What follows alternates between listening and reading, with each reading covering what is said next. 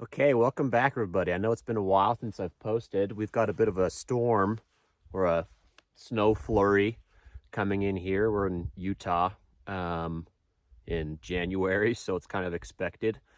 I know it's been a while, but I got an email from YouTube saying, hey, you haven't posted in a long time and you've dropped below the monetization threshold.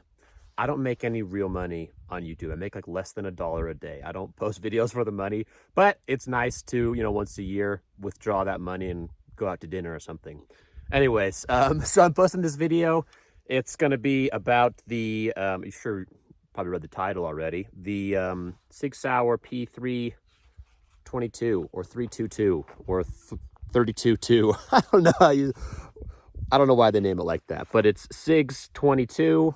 Semi-auto, kind of the same structure, function, etc. as like their P32 or their 226, I think it is. Like the full size 9mm.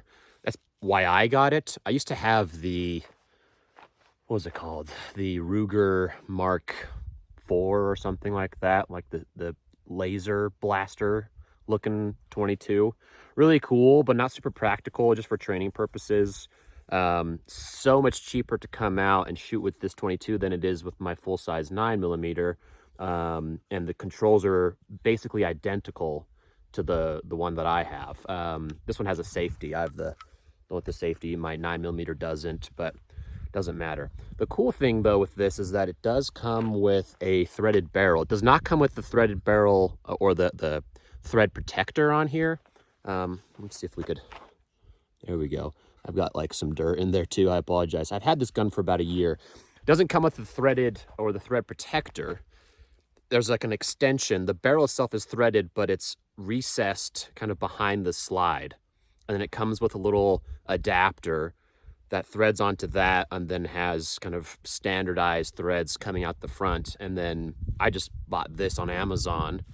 Obviously I can't show putting on that adapter or anything. YouTube will kick me off again, whatever. But I just leave this threaded protector on because I like to shoot suppressed a lot. And I have my suppressor here. I'm not going to go into that. Go watch my other videos if you want to see that. Again, because YouTube hates guns, hates Second Amendment stuff. So we're going to be shooting some standard velocity, I guess we'll call it CCI standard velocity. I think it's about 1080, so 1080 feet per second. Some high velocity, so about 1200 feet per second. And then I have some dedicated subsonics that are designed for semi-auto kind of use. And we'll see if that works. So let's get started. I'll shoot an unsuppressed first, so you guys can kind of see. I've already done a couple hundred rounds through it in the last week or so since its last cleaning. So keep that in mind. I know 22s get dirty really fast, but let's get shooting and we'll go from there. Okay, first things first, this is high velocity, just bulk. I think it's Federal, their bulk ammo. So nothing special, but just so we could see how it cycles before we put the suppressor on. That's pretty sweet. I got some metal downrange. I put in the dirt so you can see what it sounds like without the metal.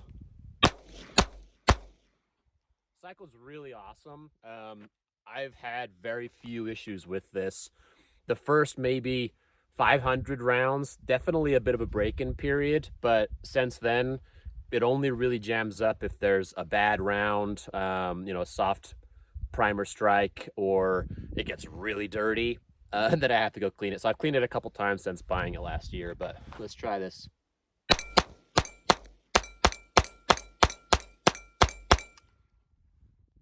Yeah, really cool. Lots of rounds in those. I think it's 21 rounds per mag, so that's the standard high velocity. Let's do a couple subs. I have a small box, and then we'll put the suppressor on and see how it cycles. It's getting cold.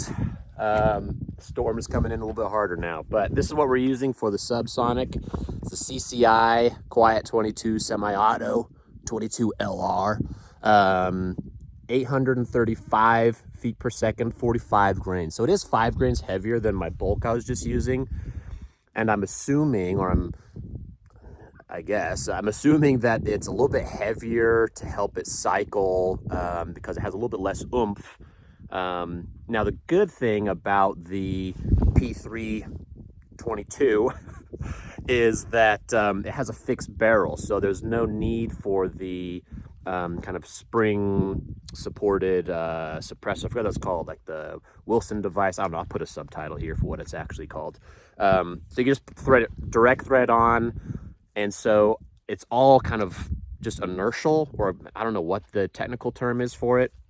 But anyways, I'm hoping that that extra 5 grains there helps us to cycle. So let's give this a go. I'll do a couple on steel and a couple in the dirt so we can kind of compare. Oh.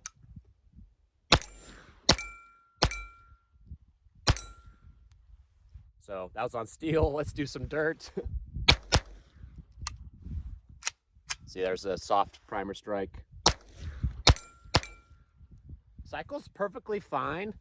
I can't really tell a whole lot of difference with my ears on. I mean, you guys know how it is. 22s have a pretty, I don't know, like a snappy kind of pop.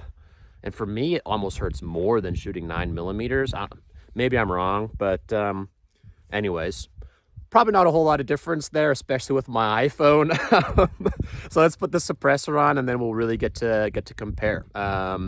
We might do some standard velocity. It's right at that threshold, so I think it's 1080 feet per second. It's cold here, so that might be fast enough, and you kind of get that variation. Well, I don't know what the standard deviation is on the speed of those rounds, but sometimes you get some that do crack, sometimes you get some that don't. In the winter, I think I find that you tend to get more that do than don't.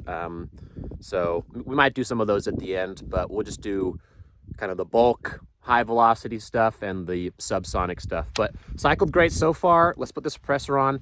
It's huge, I know. It's not a dedicated 22 suppressor. It's kind of my multi-cal, for lack of a better term. So let's do that and get started. Okay. I know it's huge, comically large. It was really for my my AR. Well, I had a bolt action 223 before, but I've since sold it. But hey, the bigger the better, I guess. So I've got my high velocity stuff put in here again. Should cycle just fine. Again, there's no springs here in this, or Wilson device, I forget what it's called again. So it's just a fixed barrel. We'll just shoot a couple so we can compare what that sounds like with the subs. What I'll probably do as well is, after we do subsonics up close, I'll put the camera down range and I'll kind of shoot past it, just off to the side, or one of the sides. So you can kind of hear what that sounds like from downrange. So let's go ahead and get started here. Do a couple on steel, a couple in the dirt, kind of as always.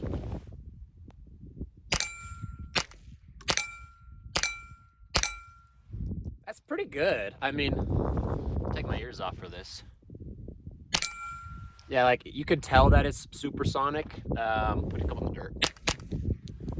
It's the snap or the crack of, there we go, we're all out.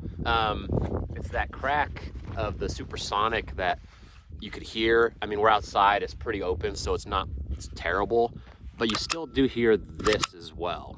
People kind of confuse, it's not, that sound, it's that sound. And just that by itself kind of hurts this ear a little bit because I'm kind of close, but like that's kind of loud. I have tried before where I hold my hand at the back, but it hurts, so I'm not going to do that.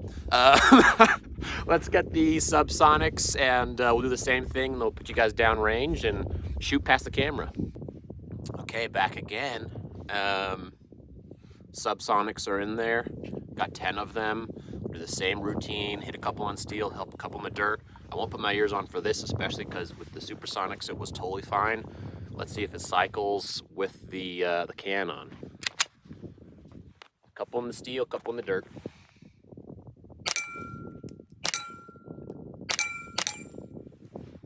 Pretty quiet. You probably hear that steel ringing. Cycles totally fine. I think those dedicated CCI quiets are pretty awesome. Let's do some dirt. you really just hear the slide. That's all you hear. I don't know if you could even hear it. It's a little windy, I apologize. If you could hear the impact in the dirt even. Oh. Soft primer strike again. That's it. It's kind of weird. 2 soft primer strikes and 20 rounds of that subsonic stuff. Not great. Okay, we'll put you down range. Well, actually, let's do alternating rounds. I know that's really popular. We'll do supersonic, subsonic, supersonic, subsonic, so you can kind of compare. I'll put on the screen what's being shot and when, so you guys can kind of compare and contrast. Ooh. It's getting really cold. My ears are freezing. I might put these on just because it's so cold. Hold up. Okay, alternating, supersonic, subsonic. I've got 5 of each, so I'll do, I don't know, maybe just take turns, steel, dirt, back to steel, back to dirt, and we'll go from there. Starting with supersonics. I don't know if you can really hear the difference at all. Let's do this. Into the dirt. It's pretty close. Maybe the supersonics actually just don't have a lot of velocity coming out of such a short barrel, but I couldn't really tell a difference there. Ooh. Hit my phone with the shell. I don't think there's much going on. Now that I can hear them side by side, they sound almost identical to me. Let's go more dirt. Ooh, maybe. Let me slow down. Oh, I'll put some more in, and then we'll slow down. Okay, we're back. Supersonic first, subsonic second, and I'll go slow.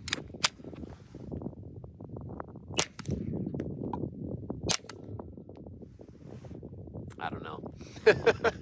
Maybe there's a tiny bit of a difference, but hear that one go. Oh.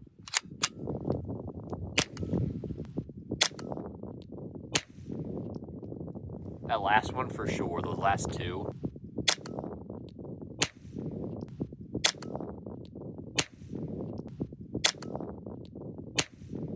So the last one I just shot was supersonic. The one before that was subsonic. You could tell that. So I think we're kind of just running into the conundrum of a short barrel just doesn't have enough velocity.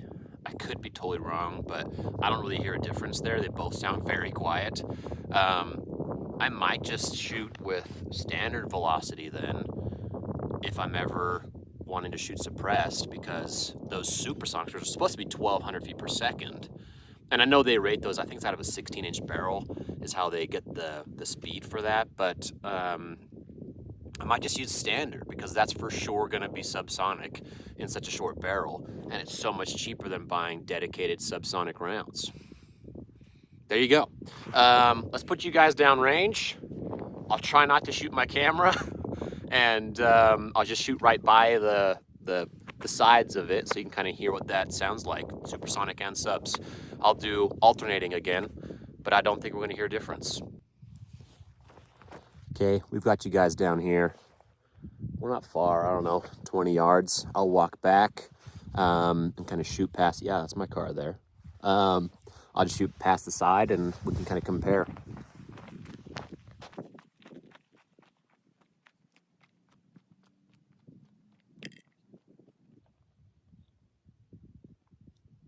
Starting with supersonic.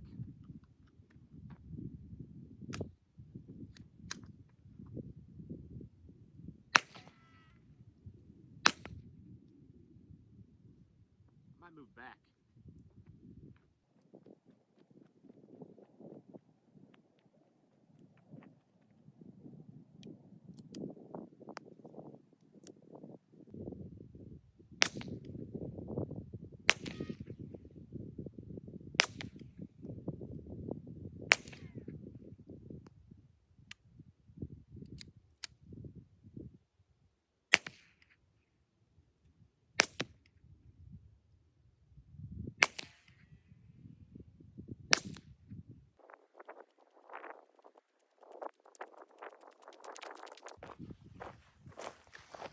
couple more malfunctions, all on the subsonic ones, but a couple rounds there, I for sure heard a pretty distinct difference. So it's just confusing, I guess. Good news is that it does cycle totally fine with subs and supers, so we'll see. Also, I don't know if I necessarily want to just do gun content. I kind of want to do more just all the stuff that I like to do. Gun stuff is just so hard with YouTube's restrictions. Plus I have other hobbies that I really enjoy: hiking, climbing, mountaineering, slot canyons, skiing, etc. So I'm gonna start posting more of that stuff. Fishing. I mean, really some of my passions are upland bird game, or upland game bird hunting. And so I like to do that a lot, but that's kind of boring videos because it's just me walking around the hills. So anyways, I'm probably going to be doing more non-2A related content. So stay tuned. I know a lot of you subscribed specifically for that stuff. I'm not going to not do it, but I'm just going to do more of a mix of other things that I like to do, kind of just focused around the outdoors in general. So anyways, guys, that's it from me for today. I'm cold. I'm going to go home. But the P322 seems to cycle just fine, suppressed with subs and supers. Sweet. See you next time.